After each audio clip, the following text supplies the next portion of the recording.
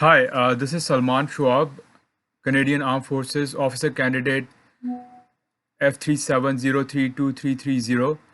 I'm back from a mission on its exit, diplomatic and official, on a regular Canadian passport. Um, and I'm here to report that I project, uh, and this is basically a funny headline, but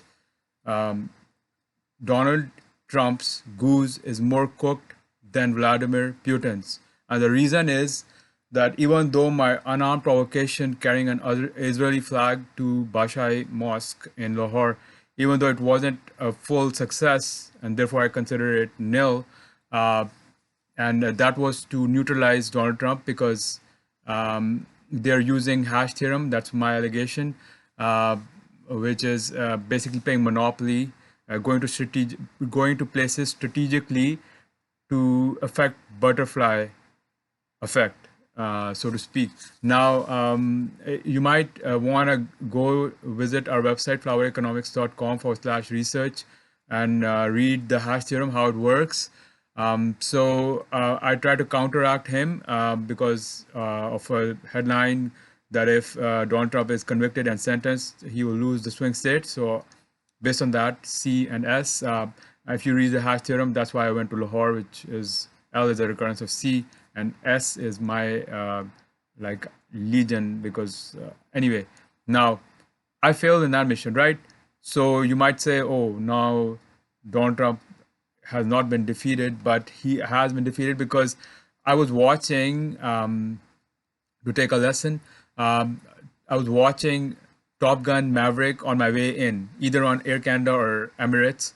And the lesson of that movie is teamwork um, um, ameliorates competition among individual players. So even if an effort does not succeed on an individual level, if it succeeds on a team level, it is a greater victory.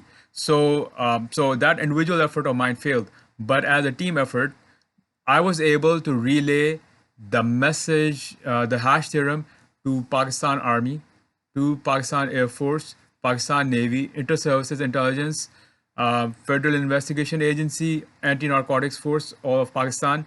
And why that is important is because Pakistanis are actually freedom-loving people. They've never voted in a mullah uh, like government, and they are thinking people, are learning people. The armed forces are actually they were trained by the British and professionalized by Americans, especially the Air Force, such as by General Chuck Yeager. Now,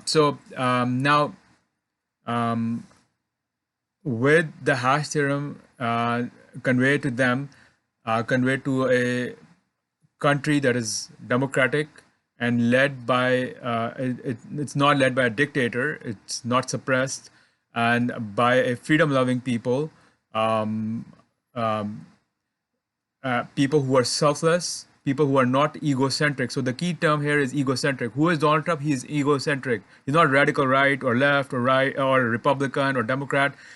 Any party he would have been in, he would have been egocentric. Vladimir Putin, same thing. He is an egocentric individual. And that's the same thing I told to the individuals who are getting antsy over there at Bashai Mosque. I told them the problem is egocentrism. I was wearing an Israeli flag. I looked like Superman in a Star of David cape. So, as a team effort, the mission has succeeded. And under the law of diffusion in metaphysics, it will a superset diffuses down to a subset. The subset being the failed unarmed provocation, and the superset being my success at relaying the information to myriad forces in Pakistan, opening up a southern front against Putin. So Ukraine will have another. Has Ukraine will be secured, and even the Israeli-Palestine conflict, it ought to be resolved. It will be resolved amicably. Now, merci beaucoup au revoir. I'm learning French, so excuse me if I say, I forgot to say enchanté. Et à bientôt.